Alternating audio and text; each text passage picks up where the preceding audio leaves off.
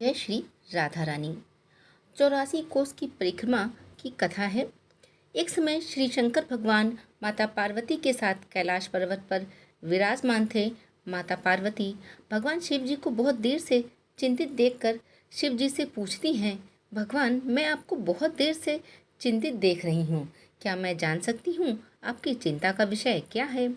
तब भगवान शिव जी माता पार्वती जी से बोले कि हे देवी, मेरी चिंता का विषय यह है कि सब लोग अपने गुरु बनाते हैं, पर आज तक हमने किसी को गुरु नहीं बनाया, क्योंकि कहा गया है कि जीवन में जब तक गुरु नहीं बनाया तब तक किया हुआ सभी पुण्य कार्यों का फल नहीं मिलता है। हम रात दिन राम राम जपते हैं, पर उसका कोई फल हमें प्राप्त नहीं होता। इसलिए विचार कर रहा हूँ कि जगत में गुरु बनाए तो किसको? इस पर माता पार्वती बोली, आप जिनका दिन रात भजन करते हैं उन्हीं को गुरु बना लीजिए। तब भगवान शिव जी बोले, जिनका मैं भजन करता हूँ उनका तो पूरा संसार ही भजता है, इसलिए ये नहीं, कुछ नया होना चाहिए। तब माता पार्वती जी भगवान शिव जी से बोली, तब तो एक ही रास्ता है, क्यों न भगवान विष्णु जी को श्री कृष्ण जी के नए रूप में, माँ लक्ष्मी जी को राधा रानी जी के नए रूप में बनाकर उनकी पूजा करके आप उन्हें गुरु बना लीजिए। भगवान शिव जी माता पार्वती जी की बात सुनकर बहुत प्रसन्न हुए। बोले, हे देवी, मैं आज ही जाकर भगवान विष्णु जी से अपने गुरु बनाने के लिए आग्रह करता हूँ। श्री विष्णु लोक पहुंचकर भगवान शिव जी माता पार्वती जी भगवान विष्णु जी से बोले कि ऐसे तो हम दिन रात आपका भजन करते हैं, पर आज तक हमने किसी को गुरु नहीं बनाया, इसलिए हमारे भजन का फल नहीं मिलता। इसलिए हमने विचार किया कि हम आपको गुरु बनाएं। इसलिए आप और माता पार्वती श्री लक्ष्मी जी श्री विरजा नदी के तट पर पधारें, हम वहीं आपको गुरु बनाएंगे। भगवान विष्णु जी माता पार्वती श्री लक्ष्मी जी भगवान शिव जी को आमंत्रण सहर्ष स्वीकार कर लिया। भगवान शिव और माता पार्वती जी वापस अपने स्थान कैलाश पर आ गए। कुछ समय बाद भगवान शिव जी द्वारा दिए गए समय अनुसार भगवान विष्णु और माता लक्ष्मी श्री विरजा नदी के तट पर बताई गई जगह पर पहुंच गए। भगवान शिव जी माता पार्वती जी भगवान विष्णु जी माता लक्ष्मी जी का भव्य स्वागत किया। स्वागत में भगवान शिव जी ने सभी लोगों से अलग श्री विरजा नदी के तट पर एक नए लोक का निर्माण किया, जिसमें अनेक गायें थीं, सभी प्रकार के फलों के वृक्ष थे, मोर तोता सभी पशु पक्षी मौजूद थे। शीतल मंद मुग्ध हवाएं चल रही थीं। एक बहुत बड़ा सोने का रत्न जड़ित सिंहासन बना हुआ था, जिसका श्री गोलोक धाम नाम दिया। स्वागत के बाद भगवान शिव जी और माता पार्वती जी भगवान श्री विष्णु जी को श्री कृष्ण जी का स्वरूप और श्री लक्ष्मी जी को श्री राधा रानी का रूप में सजाकर उन्हें सोने के सिंहासन पर बिठाकर अपना गुरु बनाया और कहा, महाराज, ये लोक जिसका नाम गोलोक धाम है, ये विहार स्थली है। ये सारी गायें इस धाम में उपस्थित है, सभी वस्तु आपको समर्पित है। अब इसी रूप में श्री राधा कृष्ण सदा यहाँ निवास करिए, अपने भक्तों को मोक्ष प्रदान कीजिए। शंकर भगवान और माता पार्वती अपने धाम कैलाश वापस आ गए। एक दिन श्री राधा जी और श्री कृष्ण अपने धाम गोलोक में विहार कर रहे थे।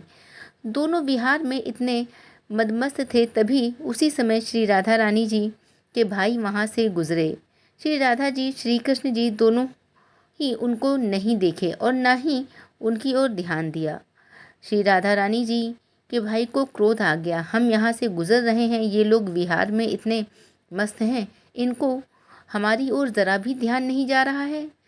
जिस पर श्री राधा रानी जी के भाई श्री राधा रानी जी की ओर और श्री कृष्ण जी को श्राप दे दिया, आप लोगों में जितना अधिक प्रेम है, आप दोनों उतने ही दूर चले जाओगे। श्राप देकर भाई तो चले गए। श्री कृष्ण जी श्री राधा रानी जी से बोले, आपके भाई द्वारा दिए गए श्राप के फल को भोगने के लिए मृत्यु लोक में जाना पड़ेगा, क्योंकि यहाँ तो इस श्राप को भोगने का कोई साधन नहीं है। ये सुनकर श्री राधा रानी जी रोने लगीं।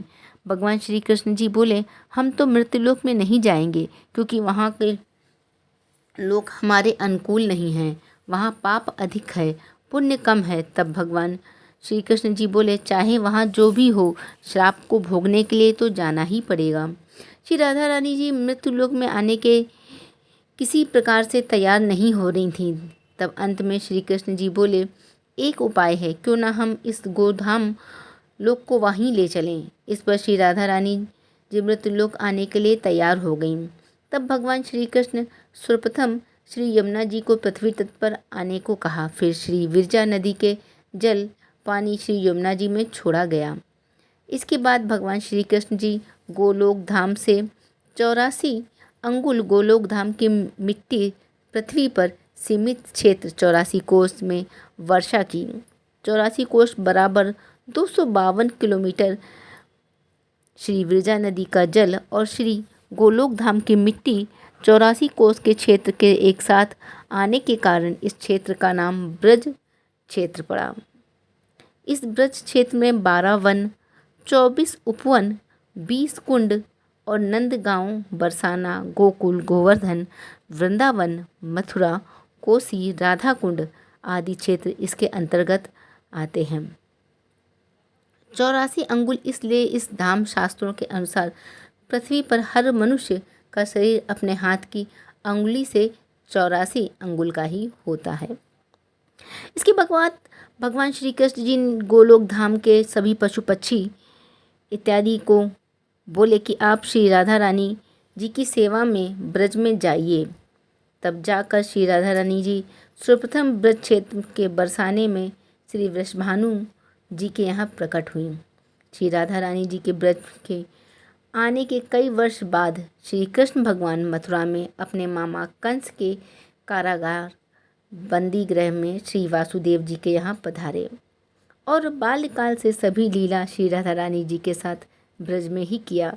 इसके बाद श्री कृष्ण जी तो ब्रज छोड़कर चले गए, पर श्री राधा रानी जी अपने भाई द्वारा दिए गए श्राप को ब्रज में ही बिताईं और बाद में अपने धाम गोलोक चली गईं।